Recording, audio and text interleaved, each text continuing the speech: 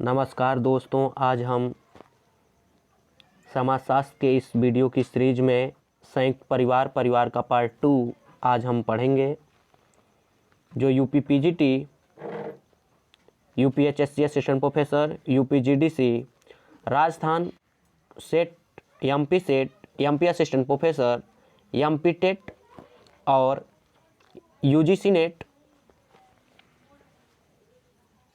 जितने भी समाजशास्त्र के कॉम्पिटिटिव एग्ज़ाम होते हैं उनमें सिलेबस में यह कॉमन एक टॉपिक है जो सारे सिलेबस में समान है। सबसे पहले मैक्स मुलर ने संयुक्त परिवार को भारत की आदि परंपरा कहा। भारत के बारे में इन्होंने कहा था कि हम पणिक्कर का कहना है कि हिंदू समाज की इकाई व्यक्ति न होकर संयुक्त परिवार है। इरावती कर्वे का कहना है कि भारतीय समाज के अध्ययन के लिए 3 बातों की जानकारी आवश्यक है। पहला भाषाई संरचना, दूसरा जातीय संरचना, तीसरा पारिवारिक संरचना। कि हम पणिक्कर जाति और संयुक्त परिवार का हिंदू सामाजिक संगठन के 2 महत्वपूर्ण स्तंभ मानते हैं। इनकी पहली पुस्तक है marriage and family in India 1955, के एम कपाड़िया की है। और के एम कपाड़िया की अन्य प्रमुख पुस्तकें हिंदू किनशिप 1947, तीसरा urbanism and family 1968, M S Gore की पुस्तक है।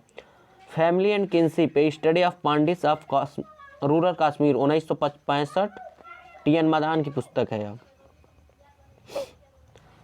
Some aspects of family in Mahuva 1964, I P Desai की है। Kinship organisation in India 1953, Irawati Karve की पुस्तक है। के एम कपाड़िया कहते हैं पीढ़ियों की गहराई को संयुक्त परिवार का महत्वपूर्ण लक्षण मानते हैं। अब संयुक्त परिवार की परिभाषा पे हम आते हैं।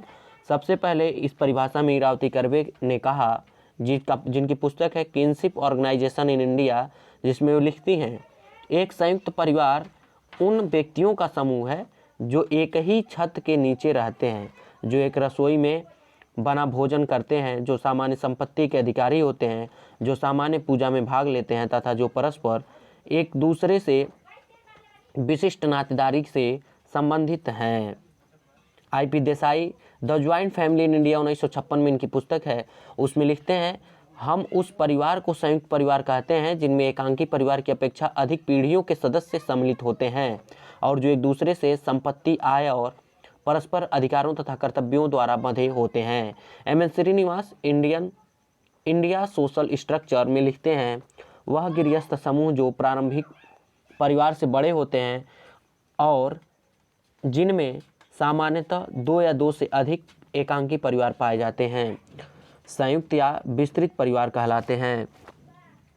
बोटोमोर के अनुसार भूतकाल में यह एक संगठित समूह के समान या जिसमें सामान्य संपत्ति तथा रक्षक देवता की आमतौर पर पूजा तथा परिवार के प्रमुख के द्वारा शक्ति का प्रयोग होता था, संयुक्त परिवार कहते हैं। या सिदुबे के अनुसार यदि अनेक मूल परिवार संयुक्त रूप से रहते हों, उनमें निकट का संबंध हो, वे एक ही स्थान पर बना भोजन करते हों तथा एक आर्थिक इकाई के रूप में कार्य करते हों, तब उनके इस सम्मिलित रूप को एक संयुक्त परिवार कहा जा सकता है। श्री मुल्ला, जो कि भारतीय समाज वैज्ञानिक थे, इनका कहना है एक संयुक्त परिवार का निर्माण उन सभी व्यक्तियों से होता है जो रक्त अथवा विवाह संबंध द्वारा एक दूसरे से बंधे होते हैं। परिवार में संपत्ति, भोजन और पूजा के आधार पर संयुक्त जीवन व्यतीत करते हैं अथवा कम से कम पैतृक संपत्ति का जिनके बीच कोई विभाजन नहीं होता है, संयुक्त परिवार कहलाता है।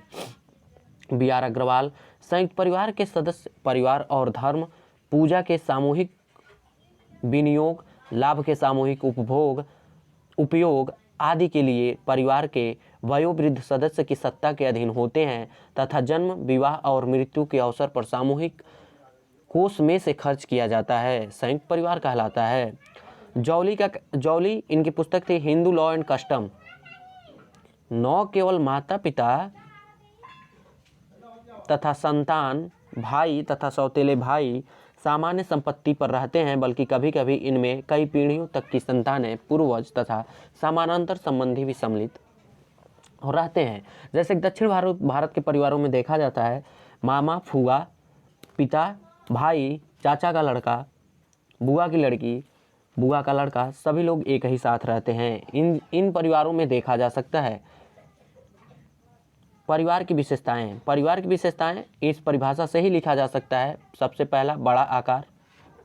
दूसरा, सामान्य निवास स्थान। मजूमदार व मदान किंग्सले डेविस, इरावती कर्वे आदि आवश्यक लक्षण मानते हैं सामान्य निवास स्थान को, तथा आईपी देसाई सामान्य निवास स्थान को आवश्यक लक्षण नहीं मानते हैं।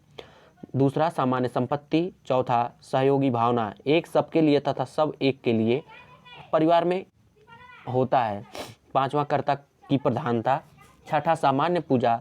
सातवां, सामान्य रसोई। आठवां, अधिकार और दायित्व। नौवां, परंपराओं की प्रधानता। दसवां, तुलनात्मक स्थायित्व।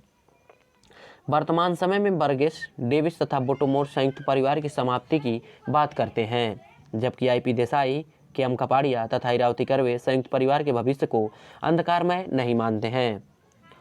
के.एम. कपाड़िया का कथन है कि हिंदू भावनाएं आज भी संयुक्त परिवार के पक्ष में हैं।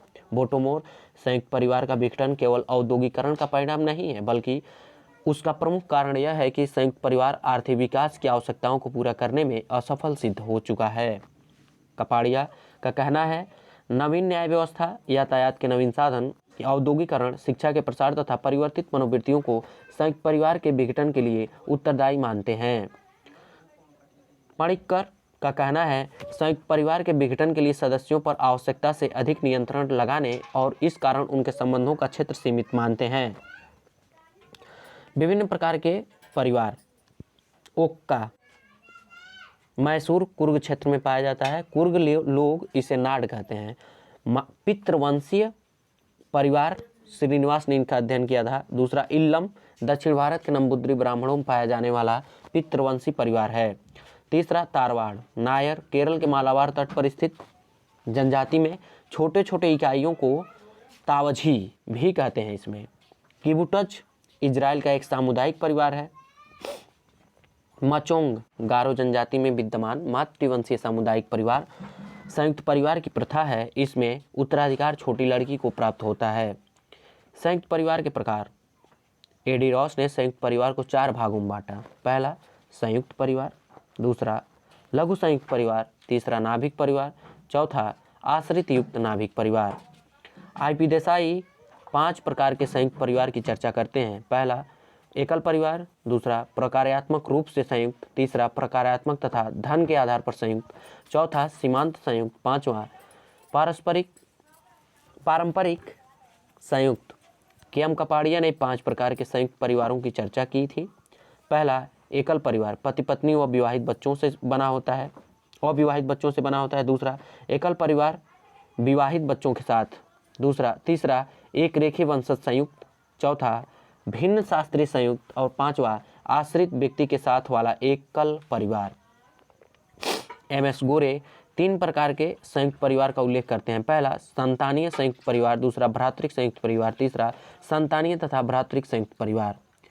पॉलिन कोलेंडा 5 प्रकार के संयुक्त परिवारों की चर्चा करते हैं। पहला, न्यामिक परिवार। दूसरा, संपूरक न्यामिक परिवार। तीसरा, उपन्यामिक परिवार। चौथा, एक व्यक्ति परिवार। पांचवा, संपूरक उपन्यामिक परिवार। पॉलिन कोलेंडा भारतीय समाज में विद्यमान संयुक्त परिवार की 6 स्वरूपों का उल्लेख करते हैं। पहला, संगोत्र संयुक्त परिवार। दूसरा, संपूरक संगोत्र संयुक्त परिवार। तीसरा, वंशज संयुक्त परिवार। चौथा, संपूरक वंशज संयुक्त परिवार। पांचवा, वंशज संगोत्र संयुक्त परिवार।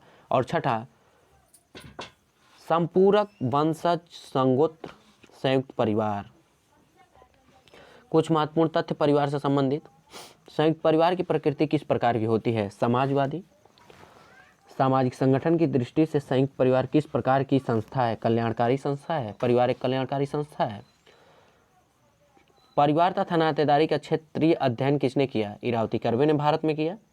संयुक्त परिवार में सर्वोच्च किसे प्राप्त होता है? कर्ता को, जो घर का मुखिया होता है। किस विद्वान ने संयुक्त परिवार पर नगरीकरण के प्रभावों का अध्ययन किया? एम.एस. गोरे ने। संयुक्त परिवार एक ऐसा समूह है जो मानव में उत्कृष्ट भावना पैदा करता है, चार्ल्स कूले ने कहा था। संयुक्त परिवार के अंतर के चित्रों के माध्यम से किस समाजशास्त्री ने प्रकट किया था? स्टीवर्ट तथा गिलिन ने। संयुक्त परिवार के अंतर चित्रों के माध्यम से। वर्तमान में संरचनात्मक दृष्टि से संयुक्त परिवार घटे हैं, किंतु प्रकारात्मक दृष्टि से अब भी संयुक्त परिवारों की संख्या कम नहीं हुई है, एमएस गोरे एवं देसाई ने कहा था।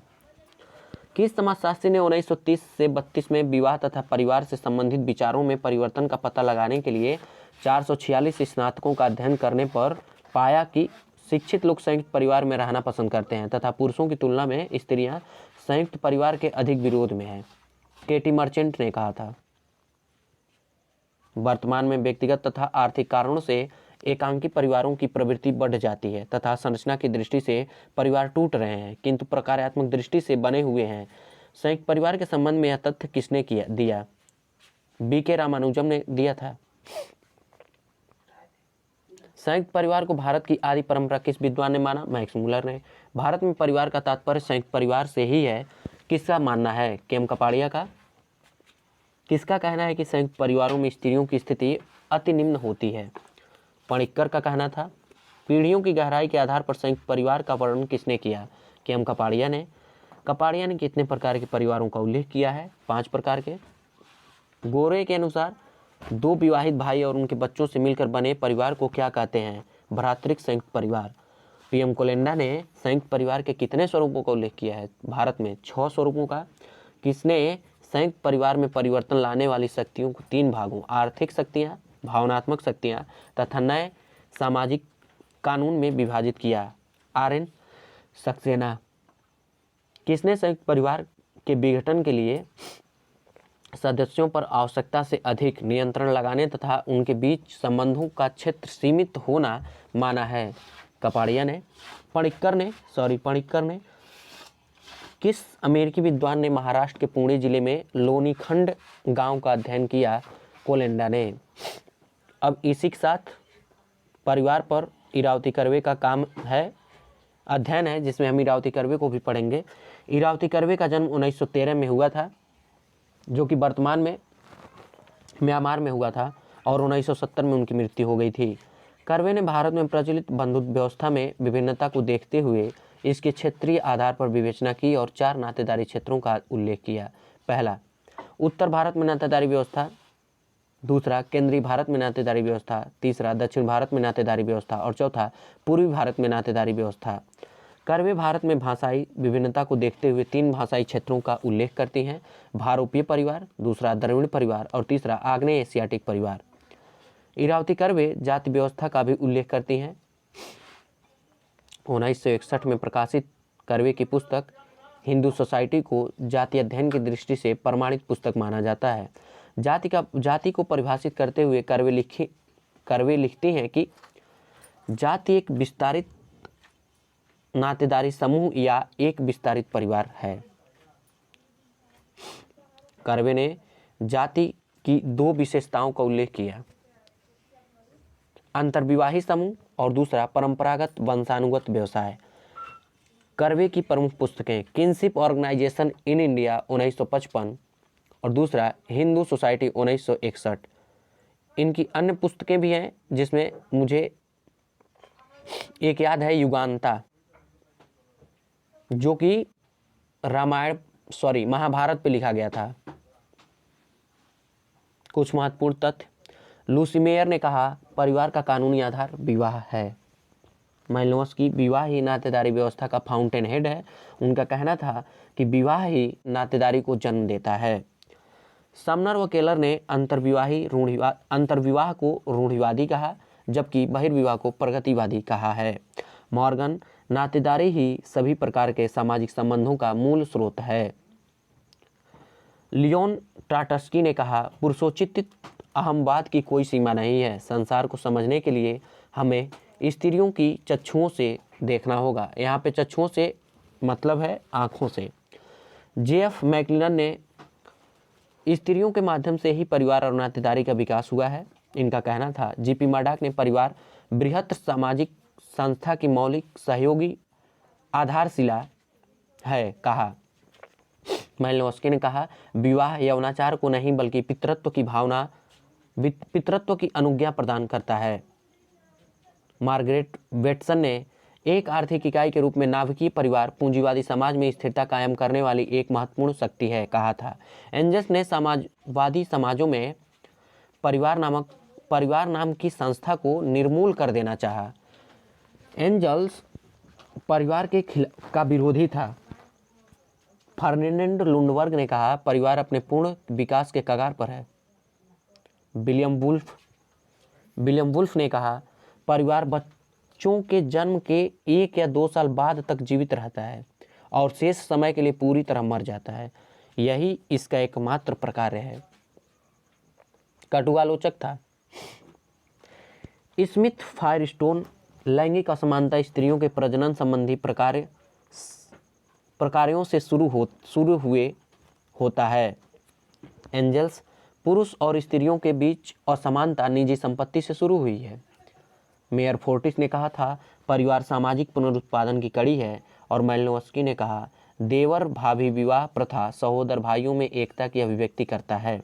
मैलिनोव्स्की माता पिता और उनकी संतान परिवार की 3 आधारभूत स्तंभ हैं। इनका मानना था कि हम पढ़कर संयुक्त परिवार स्त्रियों को बड़ा हीन स्थान देता है। इनका कहना था। वेस्टरमार्क ने कहा, विवाह की जड़ें परिवार में है, न कि परिवार की जड़ें विवाह में है। वेस्टरमार्क ने एक परिभाषा और दी थी, परिवार एवं विवाह पूरक अवधारणाएं हैं। विवाह एक संस्था है तथा परिवार वह समिति है जिसमें संस्था सम्मिलित होती है। पार्सन्स ने परिवार की मुख्य व्याधि एकांकी परिवार को अपने नातेदारी तथा बृहद समुदाय से पृथक हो जाना माना है। रॉबर्टसन स्मिथ, देवर विवाह बहुपतित्व का अवशेष है, इनका कहना था। श्रीनेत पांडे ने परिवार हमें पशु सत्ता से हटाकर मानवता के शिखर तक पहुंचाता है, इनका कहना था। रूसेक ने कहा, परिवार व्यक्तित्व का पालना है। परिवार सामाजिकरण एवं सामाजिक संगठन का एक सशक्त माध्यम है। रूसेक ने अगले कथन में कहा, परिवार व्यक्तित्व का उद्गम स्थल है। उनका मानना था कि परिवार ही व्यक्तित्व का निर्माण करता है। कॉम्ट ने कहा, परिवार सामाजिक जीवन की अमर पाठशाला है। कॉम्ट फिर एक अलग परिभाषा में कहते हैं, परिवार समाज की कोशिका तथा परिवार समाज की इकाई है, इनका मानना था। अरस्तु, परिवार प्राथमिक पाठशाला है व्यक्तित्व निर्माण का, इनका कहना था। एडर्सन ने कहा, हम में से कोई भी व्यक्ति ऐसा नहीं है जो किसी परिवार का सदस्य न हो। लेवी-स्ट्रॉस ने विवाह द्वारा बंधुता समूहों में सदस्य भर्ती किए जाते हैं, इनका मानना था। मेयर फोर्टिस ने बंधुत्व के अध्ययन में व्यक्तियों और समूहों के बीच पारस्परिक संबंधों पर बल दिया है। इवांस प्रिचार्ड ने न्यूर जनजाति का अध्ययन किया। इन्होंने कहा, न्यूर समाज में गोत्र राजनीतिक समूहों के रूप में कार्य करते हैं। रॉबिन फॉक्स ने कहा, बंधुता के अध्ययन का अर्थ है व्यक्ति क्या करता है और एक उपाय के स्थान पर अन्य उपाय के अनुसरण के क्या परिणाम होते हैं। मेंडलबाम ने कहा, विवाह में परिवार के सामाजिक संसाधनों का जुटाव होता है। विवाह के द्वारा सदस्य नातेदारी पर आधारित संबंधों का पुनर्नवीनीकरण होता है या बंधुता के नए संबंध स्थापित करते हैं। मजुमदार ने कर्ता परिवार का वास्तविक शासक होता है, मतलब उनका कहना था जो मुखिया होता है वह परिवार का प्रमुख शासक है। प्रोफेसर पीसी खरे ने कहा, नारीत्व की पूर्णता मातृत्व में होती है। और सदरलैंड एवं वुडवर्ड ने कहा, आदर्श रूप में परिवार एक प्रकार का मनोवैज्ञानिक शांति गृह है जहां प्रत्येक व्यक्ति सुरक्षा पा सकता है। थैंक यू दोस्तों, फिर मिलते हैं अगले वीडियो में। अच्छा लगे तो मेरे चैनल को लाइक, सब्सक्राइब एंड शेयर जरूर करें। नमस्कार।